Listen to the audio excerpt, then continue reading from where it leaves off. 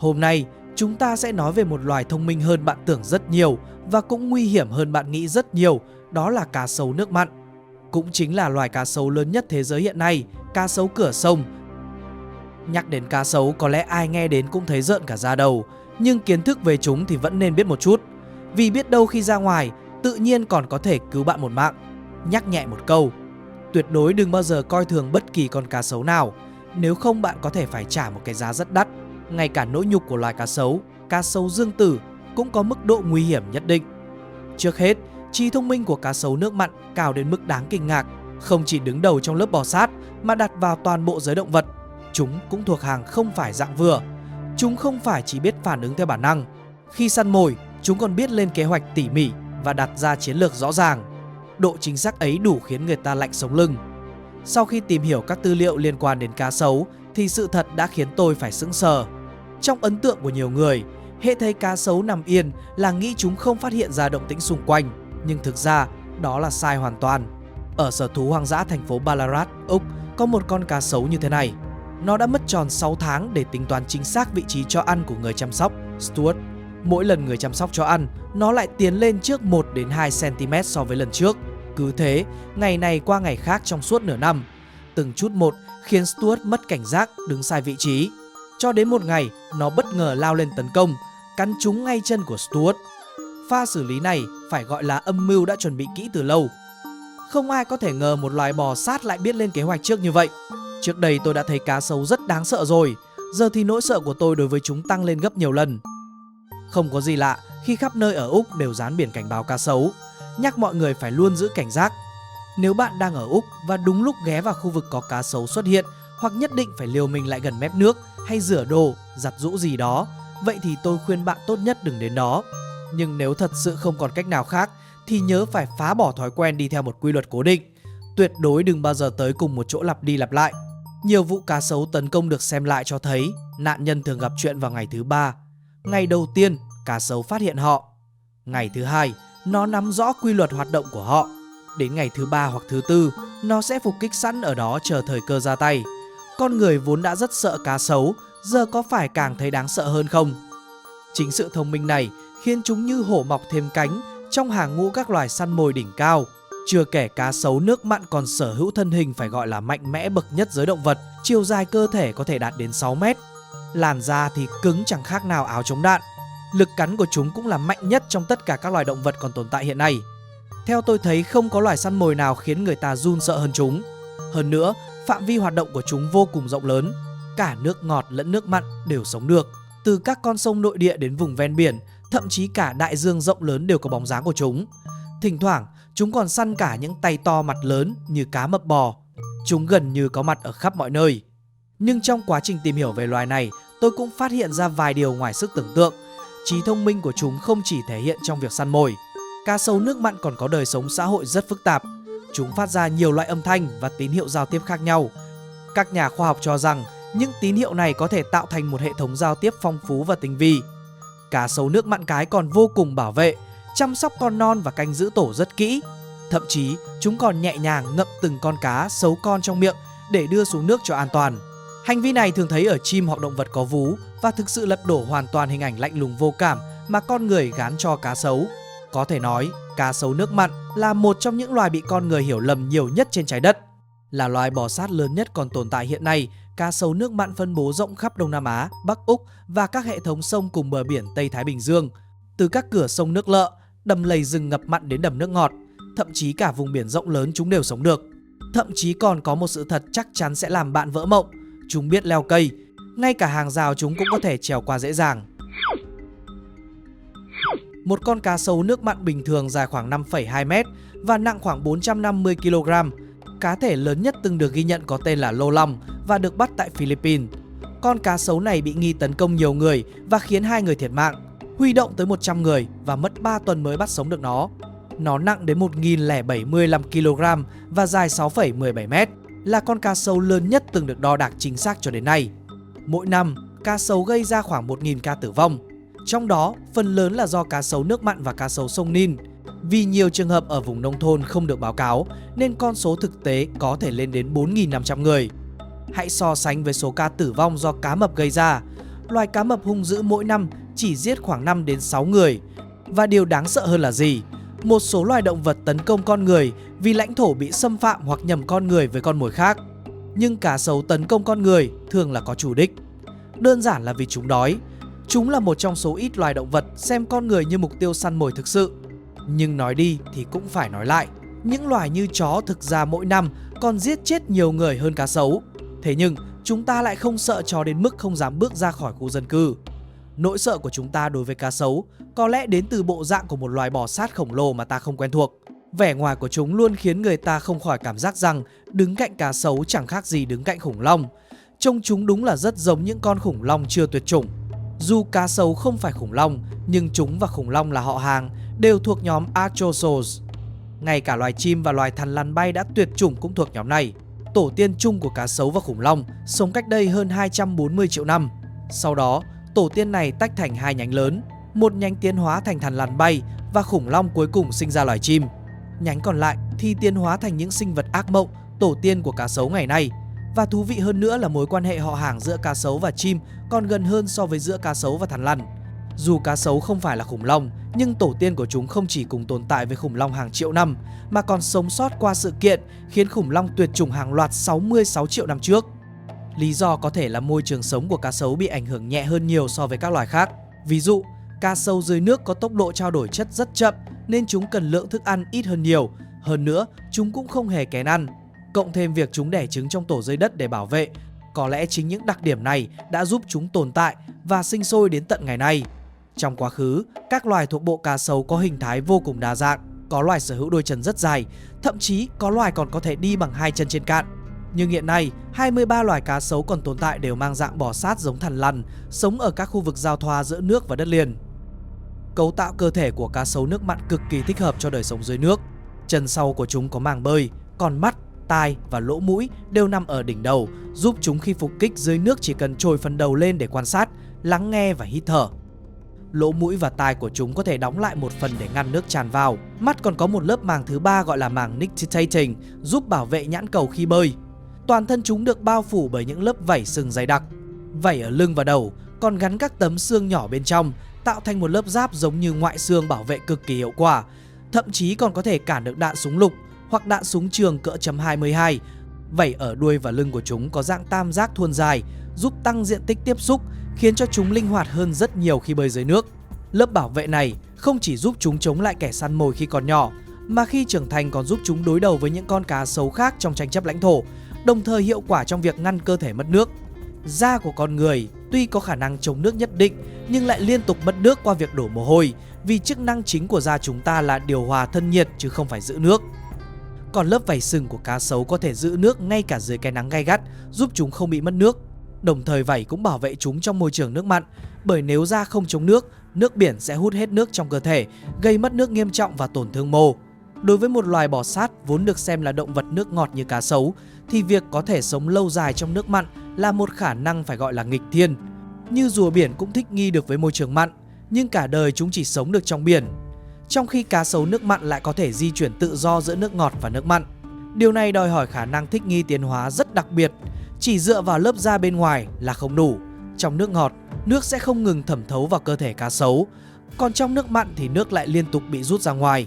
Thế nhưng, lượng muối trong máu của chúng vẫn luôn giữ ở mức ổn định.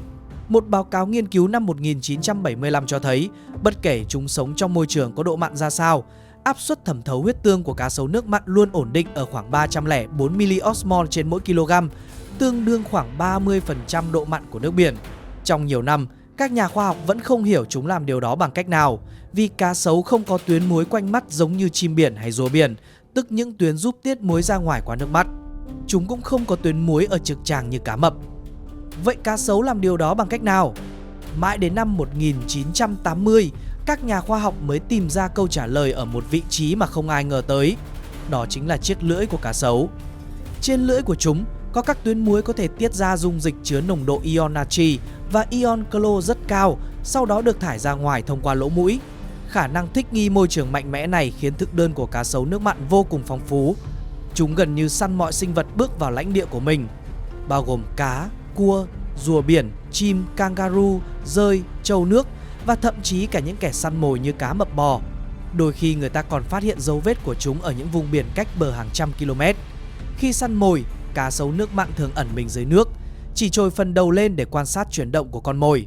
Dù cấu trúc mắt của chúng tương đối giống con người, nhưng đồng tử lại có dạng khe dọc và thị lực thì không mấy xuất sắc. Trong môi trường nước đục và tối, chúng gần như chẳng nhìn thấy gì. Thế nhưng, chúng vẫn săn mồi trong bóng tối sâu thẳm, không dựa vào mắt mà dựa vào hệ thống cảm biến trên da toàn thân, còn gọi là cơ quan cảm giác điểu bì. Đây là cơ quan xúc giác nhạy nhất và đặc biệt nhất trong toàn bộ giới bò sát. Những cảm biến này là các nốt nhỏ màu sẫm nổi lên trên da, đường kính chỉ khoảng 0,5 đến 1 mm, đặc biệt dày đặc ở vùng mõm. Hầu như mỗi vảy trên cơ thể đều có một cảm biến như vậy. Mỗi cảm biến lại chứa một đầu dây thần kinh giúp chúng cảm nhận va chạm và áp lực. Vì thế, dù cá sấu bất động trong nước, chúng vẫn cảm nhận được mọi dao động mà con mồi tạo ra, kể cả sóng gợn hay thay đổi dòng chảy. Kết hợp với hàm răng hình nón hơi cong về phía sau, không có góc cạnh, chúng cực kỳ thích hợp để đâm xuyên và giữ chặt những con mồi trơn trượt, như cá hoặc các loài thú đang vùng vẫy. Dù răng của cá sấu khi săn mồi thường gãy do con mồi giãy giụa, nhưng chúng là loài động vật đa răng, suốt đời liên tục thay răng mới. Tổng số răng thay có thể đạt đến 3.000 tới 5.000 chiếc. Còn con người chúng ta tối đa chỉ mọc được 52 chiếc răng. Khi con mồi bước vào phạm vi tấn công, cá sấu sẽ dùng sức mạnh của đuôi và tứ chi để lao ra cực nhanh. Tốc độ bơi và chạy của chúng có thể đạt đến 29 km/h, gấp khoảng 3 lần tốc độ bơi nhanh nhất của con người. Lực cắn của chúng thì càng đáng sợ hơn. Trong môi trường có kiểm soát, lực cắn đo được vượt quá 3.700 psi, tương đương khoảng 16.500 Newton. Đây là lực cắn mạnh nhất trong tất cả động vật còn tồn tại hiện nay. Dù cá mập trắng lớn hay cá voi sát thủ có thể mạnh hơn, nhưng hiện vẫn chưa có dữ liệu đo trực tiếp để chứng minh điều này. Có tin đồn rằng cá sấu sông Nin từng đạt lực cắn 5.000 psi, nhưng đó là ghi nhận trong chương trình truyền hình, không phải kết quả nghiên cứu khoa học chính thức. Lực cắn khủng khiếp của cá sấu đến từ sự kéo, ép của hai nhóm cơ lớn gần vuông góc với nhau. Sự phối hợp của hai nhóm cơ này tạo ra lực mạnh đến mức con mồi gần như không thể thoát ra. Nhưng điều thú vị là muốn giữ chặt miệng chúng lại thì lại cực kỳ dễ. Chỉ cần dùng một chút băng dính quấn quanh là đủ để chúng không há miệng được. Nếu không có đặc điểm này, có lẽ hiểu biết của con người về cá sấu sẽ ít hơn rất nhiều. Khi cá sấu nước mặn săn mồi, nếu con mồi quá lớn không thể nuốt trọn hoặc vẫn đang giãy giụa, chúng sẽ dùng tuyệt kỹ cú xoay tử thần. Khả năng này là bẩm sinh, những con cá sấu mới nở cũng đã biết xoay rồi. Tiếc rằng tôi không thể cho mọi người xem cảnh săn mồi của cá sấu trưởng thành, vì video rất có thể bị đánh vi phạm vì quá máu me. Không chỉ có cú xoay tử thần, cá sấu còn có khả năng ghi nhớ không gian rất đáng kinh ngạc. Nói đến trí nhớ không gian, khả năng định vị quay về nhà cũ của cá sấu mạnh đến mức khó tin. Đối với những cá thể từng tấn công con người, gây nguy hiểm cho người dân và vật nuôi, hoặc những con đã quen được cho ăn từ tay con người nên ngày càng liều lĩnh và hung hãn hơn, có xu hướng chủ động tấn công, người ta thường sẽ chuyển chúng đến vùng xa xôi cách hàng trăm km. Nhưng nghiên cứu phát hiện, chúng luôn tìm được cách quay trở lại nơi cũ. Các nhà nghiên cứu ở miền Bắc Australia từng dùng trực thăng di rời 3 con cá sấu nước mặn được trưởng thành, khoảng cách từ 56 đến 126 km. Qua theo dõi vệ tinh cho thấy, con thứ nhất sau khi được thả đã ở lại khu vực mới 13 ngày, rồi mất 15 ngày để bơi 99 km trở về chỗ cũ. Con thứ hai ở nơi mới khoảng 2 tuần, sau đó bơi 57 km trong 8 ngày để quay lại. Con thứ ba còn kinh khủng hơn. Nó bị vận chuyển bằng trực thăng 126 km về phía đông, vượt qua bán đảo Cape York. Ở khu vực mới được 3 tháng, nó dùng 20 ngày để bơi 411 km vòng qua bán đảo, trở về đúng nơi bị bắt ban đầu. Tính ra trung bình mỗi ngày bơi 20 km. Khả năng định hướng của chúng rốt cuộc dựa vào địa hình, từ trường trái đất, vị trí thiên thể hay khứu giác, hoặc là kết hợp nhiều yếu tố, đến nay vẫn chưa có câu trả lời chính xác. Cũng chính vì vậy, khi địa phương phát hiện cá sấu nguy hiểm, người ta thường đưa chúng đến trang trại bảo tồn hoặc xử lý để lấy da và thịt. Ngoài khả năng quay về nơi cũ, hệ thống giao tiếp của cá sấu cũng vô cùng phức tạp. Tất cả loài thuộc bộ cá sấu đều thụ tinh trong và đẻ trứng, đồng thời có hành vi sinh sản rất phức tạp, trong đó có cả việc mẹ chăm sóc con non, một đặc điểm giống với chim hơn là các loài bò sát khác. Cá sấu con thậm chí chưa nở đã phát ra âm thanh trong trứng, báo hiệu rằng chúng đã sẵn sàng phá vỏ.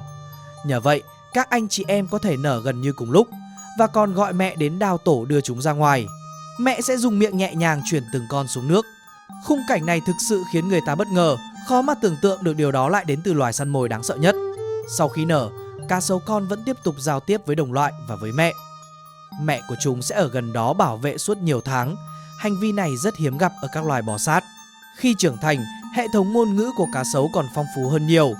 Một nghiên cứu sinh tiến sĩ ở Đại học Sunshine Coast đang nghiên cứu hành vi giao tiếp âm thanh của cá sấu. Anh phát hiện rằng cá sấu có rất nhiều kiểu phát âm khác nhau. Cá con có thể phát ra tín hiệu tiếp xúc và tiếng kêu cầu cứu. Âm thanh nghe như tiếng tia laser. Trong lớp thực vật rậm rạp quanh tổ, những âm thanh này có thể truyền đi rất xa. Cá sấu trưởng thành thì phát ra tiếng gầm, tiếng giống và tiếng gừ. Chúng thậm chí có thể dùng mũi tạo ra âm giống tiếng phanh xe tải. Ngoài tín hiệu âm thanh, chúng còn có tín hiệu thị giác và hành vi. Ví dụ như nâng đầu lên khỏi mặt nước, rồi bất ngờ đập mạnh xuống tạo ra tiếng vang lớn hoặc phun nước. Những tín hiệu này liệu có cấu thành một hệ thống giao tiếp phức tạp không? Tiêu chuẩn để đánh giá sự phức tạp trong giao tiếp động vật gồm dùng tín hiệu khác nhau trong từng bối cảnh, ví dụ như giao phối, tán tỉnh, cảnh báo hoặc tấn công, và có khả năng điều chỉnh tín hiệu tùy theo tình huống và đối tượng. Ngoài ra còn có hiện tượng học tập hoặc truyền tải hành vi giữa các cá thể, và mức độ cao nhất là tính ký hiệu trong giao tiếp, giống như việc khỉ có thể phát ra các loại tiếng báo động khác nhau cho từng loài săn mồi. Một số nhà khoa học dự đoán rằng giao tiếp của cá sấu có thể cũng mang những đặc điểm tương tự. Hiện họ đang thực hiện một nghiên cứu ghi lại video và âm thanh của cá sấu nước mặn trong tự nhiên và trong điều kiện nuôi nhốt, sau đó đối chiếu âm thanh với các hành vi cụ thể để giải mã ngôn ngữ của chúng. Qua quan sát ban đầu, một số hành vi trông giống đánh nhau, thực chất lại là nghi lễ tán tỉnh rất phức tạp. Tiếng kêu cầu cứu của cá con cũng có thể mang tính ký hiệu, kích hoạt phản ứng bảo vệ đặc biệt từ cá sấu trưởng thành. Ngoài ra, một phần phản ứng phát âm của cá con còn được hình thành thông qua tương tác sớm. Điều này cho thấy chúng có khả năng học hỏi. Một nghiên cứu thú vị vào năm 2020 còn phát hiện rằng cá sấu nước mặn có thể học ngay cả trước khi nở. Các nhà khoa học đã bôi hương liệu mùi dâu lên vỏ trứng cá sấu, và sau khi nở, cá sấu con tỏ ra thích ăn thịt có mùi dâu hơn, trong khi không quan tâm đến các hương liệu trái cây khác. Điều này có thể cho thấy phôi cá sấu đã quen với các tín hiệu môi trường bằng khứu giác trước khi nở, từ đó chuẩn bị tốt hơn cho việc tìm kiếm thức ăn và thích nghi sau khi chào đời. Tuy nhiên, việc cá sấu có tồn tại văn hóa truyền miệng hay không thì hiện vẫn chưa có nghiên cứu nào khẳng định. Mặc dù tín hiệu âm thanh và hành vi của các loài cá sấu khá giống nhau, có thể do chúng cùng một tổ tiên chung nên không có khác biệt văn hóa rõ rệt, nhưng các nhà nghiên cứu cho biết những nghiên cứu tiếp theo có thể sẽ khám phá sâu hơn chủ đề này, ví dụ như tìm hiểu xem chúng có tồn tại ngôn ngữ địa phương trong giao tiếp hay không. Một phần khác trong giao tiếp của cá sấu thậm chí vượt ra ngoài phạm vi giác quan của con người, đó chính là khả năng phát ra sóng hạ âm. Giải tần số tai người nghe được nằm trong khoảng 20 đến 20.000 Hz, trong khi cá sấu có thể phát ra sóng hạ âm dưới ngưỡng này. Chúng ta không nghe thấy nhưng có thể cảm nhận được sự rung động. Thậm chí đôi khi còn có thể nhìn thấy các gợn sóng trên mặt nước. Những gợn sóng này được gọi là sóng Faraday, xuất hiện khi bề mặt chất lỏng rung động ở tần số nhất định. Hiện tượng này rõ rệt nhất ở cá sấu mõm ngắn châu Mỹ, dù cá sấu nước mặn cũng có hành vi tương tự. Hành vi này được cho là phục vụ mục đích trình diễn khi giao phối, hoặc dùng để truyền đạt thông tin về kích thước cơ thể. Bởi sự tạo ra sóng hạ âm liên quan đến cộng hưởng trong khoang cơ thể, cá sấu khác có thể dựa vào sóng hạ âm để phán đoán kích thước đối phương, từ đó quyết định nên tránh né hay tranh giành lãnh thổ. Sóng hạ âm có thể truyền đi rất xa dưới nước. Cá sấu nước mặn có thể cảm nhận sóng hạ âm do đồng loại phát ra từ cách xa 15 km. Trong không khí, chúng có thể cảm nhận tín hiệu từ khoảng cách 150 m. Những loài có khả năng phát ra sóng hạ âm thường là cá voi, voi và các loài động vật khổng lồ khác, nên trong nhiều năm, các nhà khoa học không hề nghĩ cá sấu cũng có khả năng này. Một phần vì kích thước cơ thể cá sấu nhỏ hơn nhiều, mặt khác vì tai con người không thể nghe thấy chúng. Cách cá sấu cảm nhận sóng hạ âm cũng rất đặc biệt, không phải thông qua hệ thính giác thông thường mà là thông qua túi nang, một cơ quan tiền đỉnh giúp duy trì thăng bằng và định hướng không gian. Các nhà nghiên cứu cho rằng túi nang ở tất cả các loài động vật có xương sống đều có chức năng nghe nhất định. Thậm chí sở thích của con người đối với nhạc bass mạnh cũng có thể do âm trầm kích thích túi nang, gây ra phản ứng bản năng cổ xưa của chúng ta. Tất nhiên cá sấu cũng có thể cảm nhận sóng hạ âm thông qua các thụ thể da trên bề mặt cơ thể, dù nghiên cứu về vấn đề này vẫn đang gặp rất nhiều thách thức. Ví dụ như môi trường dưới nước quá phức tạp khiến việc tách riêng sóng hạ âm do cá sấu tạo ra trở nên vô cùng khó khăn. Điều khiến người ta kinh ngạc hơn là cá sấu có thể còn sở hữu khả năng phối hợp săn mồi. Hành vi này cực kỳ hiếm trong giới động vật có xương sống, chỉ xuất hiện ở một vài loài linh trưởng như tinh tinh, những loài săn theo bầy như chó sói, một số loài chim săn mồi và thú ăn thịt dạng chó, cũng như cá heo và cá voi sát thủ. Trong suốt một thời gian dài, người ta tin rằng bò sát hoàn toàn không thể làm được điều này, cho đến khi những nghiên cứu gần đây và một số báo cáo không chính thức xuất hiện. Vào thập niên 1890, nhà sinh học Nga Miloho Maclay từng mô tả một cảnh tượng cá sấu nước mặn ở Papua hợp tác săn cá. Trong đó một con lớn dùng đuôi quẫy mạnh tạo sóng đẩy cá dạt vào bờ, còn những con nhỏ thì phục kích ở vùng nước nông để chớp thời cơ tấn công. Một báo cáo năm 2014 đã tổng hợp 17 trường hợp cá sấu và cá sấu mõm ngắn phối hợp săn mồi thuộc nhiều loài khác nhau, trong đó có 2 trường hợp cho thấy rất rõ tín hiệu của phân công, phối hợp và có yếu tố kế hoạch. Trong một trường hợp, một con cá sấu nước mặn khổng lồ đã dồn một con heo xuống vùng nước sâu, trong khi những con nhỏ phục kích sẵn ở đó. Điều này cho thấy, dù không nhìn thấy nhau, chúng vẫn có thể dự đoán hành động của đối phương. Tuy những quan sát này chưa thể chứng minh hoàn toàn về mặt khoa học ý đồ săn mồi của cá sấu, nhưng vì các nhà khoa học và những người quan sát tự nhiên ở nhiều châu lục đều ghi nhận hành vi tương tự, nên khả năng đây chỉ là trùng hợp hoặc hiểu nhầm là rất thấp. Nếu hành vi này được xác nhận, cá sấu sẽ chính thức bước vào nhóm những loài săn mồi phối hợp hàng đầu. Cấu trúc não của cá sấu có nhiều điểm tương đồng với chim, đặc biệt ở những vùng liên quan đến cảm giác và hành vi phức tạp, mà chim ngày nay lại được công nhận là nhóm động vật rất thông minh, nên mối liên hệ tiến hóa này càng cho thấy cá sấu có lẽ thông minh hơn chúng ta từng nghĩ. Tuy nhiên, trí tuệ của cá sấu rất dễ bị bỏ qua và cũng rất khó nghiên cứu bởi chúng không dùng tay để giải quyết vấn đề, cũng không nghe lệnh hay thực hiện các bài kiểm tra như động vật khác. Sự thông minh của chúng hoàn toàn khác với kiểu thông minh mà con người hay định nghĩa. Dù vậy, đôi khi con người lại có xu hướng diễn giải quá mức hành vi của cá sấu. Ví dụ trước đây có một video khá nổi tiếng, một con cá sấu nước mặn trôi gần bờ nước, một chân trước hơi nhấc lên, trông giống như đang vẫy tay. Trên mạng có người đùa rằng, hoặc thậm chí nghiêm túc suy đoán con cá sấu đang bắt chước cử chỉ của con người, giả vờ sắp chết đuối để dụ người đến gần. Nhưng sự thật không phải vậy, con cá sấu đó rất có thể đang bị bệnh hoặc bị thương. Việc cá sấu thò chân ra khỏi mặt nước cũng có thể liên quan đến hành vi săn cá, dùng chân hất những con cá bơi ngang rồi nhanh chóng quay đầu đớp. Những hành vi này hoàn toàn không liên quan đến việc dụ người, cá sấu chẳng cần đến con người, điều tốt nhất chúng ta có thể làm là tránh xa chúng. Xin cảm ơn các nhà khám phá đã tham gia hội viên của kênh và tất cả bạn đã ủng hộ qua Super Thanks, Super Stickers, Super Chat. Sự đồng hành của các bạn giúp Nusic duy trì và nâng cấp chất lượng nội dung mỗi ngày. Mình luôn trân trọng, ghi nhớ và sẽ nỗ lực làm tốt hơn trong từng video để mang lại những nội dung hữu ích nhất cho mọi người.